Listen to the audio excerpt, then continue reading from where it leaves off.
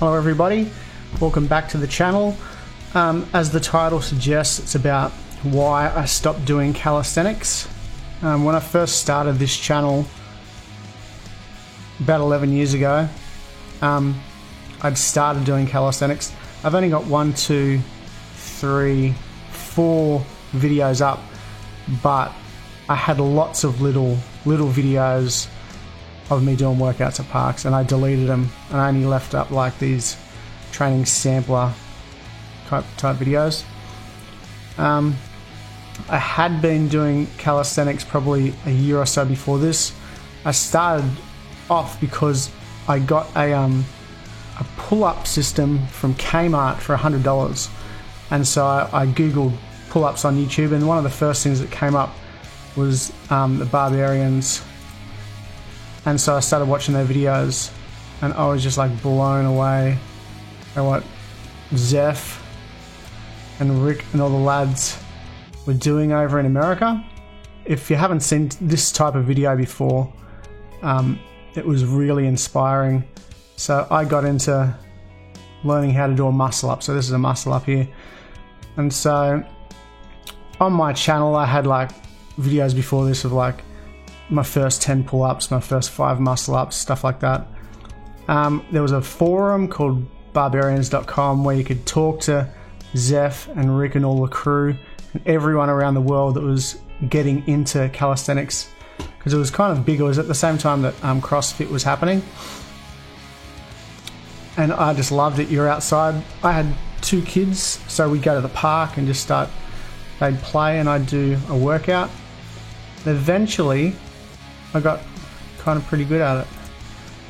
I ended up going to Bondi and training with Marcus from Bondi. He was like the first official barbarian in Australia. Barbarians, they had like a requirements where you had to do originally it was 40 dips, 20 pull-ups and 50 push-ups in under 5 minutes. And 5 muscle-ups at the end. And then it changed where you had to do 5 muscle-ups at the start. It probably could have actually been 6 minutes time limit. There was a time limit. So I actually had a video on here of me attempting it, but my form on the pull-ups wasn't good enough. I got it all done in time, but it wasn't good enough. So Barbarians, yeah, so this is one of my videos of doing like handstands on, and this was like before we had a workout park. I actually petitioned on Facebook around the time, so it's 8 years ago, and you can see 8 years we've actually got a park built in Mollymook. So yeah, I put a petition. So he's been doing all this fancy stuff. And it was amazing. I was the first person around here to do it, and then I just got other people. We had a training group, and we'd all just go training. I got some rings, doing handstands on planks, pull-ups, muscle-ups. So that was one of the first videos. But this is the one with the park. And I've got like a group of people. Let's see, I gotta do a set over here. Handstand. So, yeah, I was right into calisthenics. And I actually got this park here at Mollymook built with funding from the Apex Club and from Council. Apex come up with half the money and Council came up with the rest. And so you're doing, so here's a muscle up if no one knows what a muscle up is. So you grab the bar, that's like a front lever. And then you do a pull up and you go all the way up into a muscle up. So yeah, I was right into calisthenics. So this was 2012.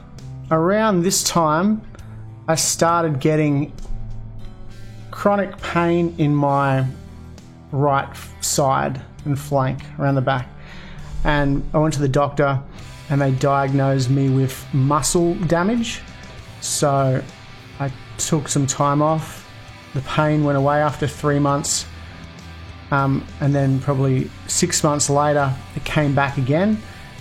The doctors this time diagnosed me with nerve damage, with what's it called? It comes with post-herpetic neuralgia. You get it with like shingles, so it's the pain that you get with shingles. It's like nerve damage. So they prescribed me Lyrica, and I took Lyrica. And during this time, 2012 to 2014, I got really depressed because obviously you could see that I was right into being outdoors with people doing fitness things. So I was really active. I used to bodyboard, run with my kids, bike ride, go up Pigeon House Mountain, like hiking, active. And so I went from being super active to being housebound and with this nerve damage. So then for about a year, I took Lyrica and believed that I had nerve damage. And then I had a massive, what's it called, a flare-up. What happened, I then went to a doctor and they assessed me with mental health issues because I was frantic that there was something wrong with me, and it wasn't nerve damage, it wasn't muscle damage. And so then I was diagnosed with mental health issues and prescribed antidepressants and seen a psychiatrist. And I had chronic pain, like so much pain in my side. Imagine a stitch times 100, and you have it from when you wake up in the morning to when you go to bed at night. That was me, and it would last for 3 months, and then it would go away, and then it would come back another 4 months later and last another 3 months. So I knew there was something very wrong. The doctors, however, thought this guy's a mental case, he's a hypochondriac. All the tests I had a colonoscopy, MRIs on my bones and everything like that, blood tests. Nothing was coming back. So it got that worse probably in 5 years ago, that the pain, I went to the hospital probably 6 times in 2 weeks, in tears and in so much pain. And because the first thing they seen on my report was mental health issues, I got treated like a mental person and dismissed totally. It wasn't until I went to my doctor and said, like, I thought it was chronic appendicitis. So I went to the hospital and had my appendix removed. And even on the day of that operation, before it, the doctor said, I don't think this is what's wrong with you, but you're in so much pain, we're going to do it anyway. Then after the operation, they said, look, we don't think that's what the problem was. So yeah, then I had to see a specialist regarding my bowel, because that's what the doctor thought it was, something to do with my bowel. So then I had to book in for, after the appendicitis, appendix operation, I was no better. Like, I was still in pain, and this was on Lyrica, on antidepressants, Lovan, and I had now been pretty much bedridden for a year, severely depressed, suicidal at times, because no one would believe that there was something wrong with me. The health system completely let me down. Doctors weren't helping me. So then I seen a specialist, a gastroenterologist. I had another colonoscopy, and that colonoscopy found that I had Crohn's disease. Not the type of Crohn's disease where people are going to the toilet every time they eat. Mine was a chronic inflammation and like a cobblestone effect inside my bowel, near my terminal ileum, and so that means every time food or poo passed through this area, it was just like, it would just get irritated. And the more it got irritated, the more it would get inflamed. The more it got inflamed, the more it would get irritated. And it was just a never-ending cycle of absolute pain. So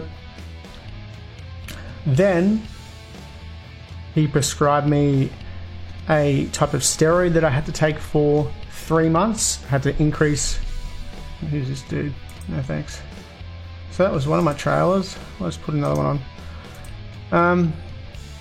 Yeah, so I got prescribed this steroid, and then after that I got prescribed Imuran, which is an immune suppressant drug, and now I have to take that. So look at this. This is all the dudes I used to train with. We used to hang out down the park, So I was severely depressed. I went from being super fit and active outdoors, hanging out with people, to housebound, treated like a mental patient by doctors and hospitals. Not hospital staff, because hospital staff were lovely. It was doctors at hospitals.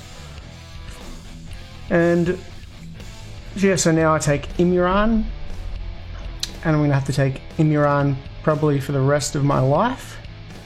And the side effects of taking Imuran, but they outweigh the pain that I would go through if I wasn't taking the tablet. Like, I can't describe the pain to anyone. The way I would say, it feels like someone's got a stone wrapped inside cardboard, put inside my body, and then my body is stapled to the cardboard. So every bit of movement, it feels like someone's ripping your insides out. And that would just be from morning till night. I'd be panicky at night time in my sleep. I'd wake up, so it was terrible. But the worst thing was the misdiagnosis of being treated like I was a hypochondriac and there was nothing wrong with me, all because I was a fit and healthy person, and they would just blame it on a muscle injury or and the doctors got it wrong that many times. I'll probably do another video later on and go in depth about what misdiagnosis each step was and how I was treated throughout each step. So this is just a quick upload because no one really knows this about me. I've pretty much become a hermit and kept to myself for the last 5 or 6 years because of this, because I had a total life adjustment.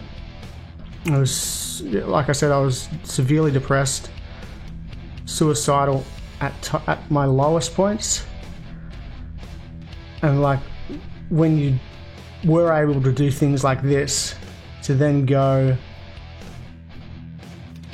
not being able to pick up your kids and lift them because you're in chronic pain, not being able to go for a walk, that affects you mentally. So yeah, I've got Crohn's disease, and there's no cure, just treatment.